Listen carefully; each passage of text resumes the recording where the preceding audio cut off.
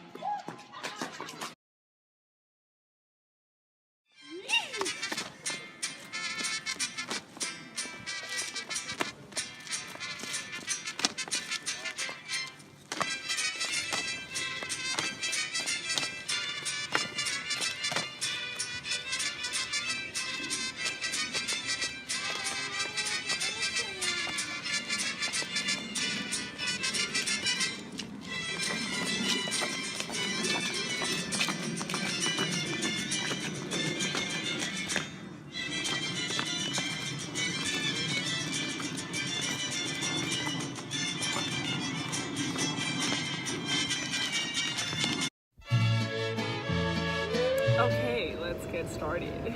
Our subculture has a lot of challenges, especially when it came to like school and practice. Our first one is our school was typically harsher and more stricter when it came to Latinos. They had like a negative view on us, so we didn't have the liberty of doing like things that other people at our school and like other clubs had. So we were more restricted, especially in like practice. We had to follow a strict practice schedule with the supervisor. If it wasn't there, we can't practice. And it was mostly because they wouldn't trust us to stay after school in such a big group. And it always felt like we were on a leash because we would always have people checking up on us and stuff like that. Okay, so many of these challenges also come with teacher complainings, typically by white teachers.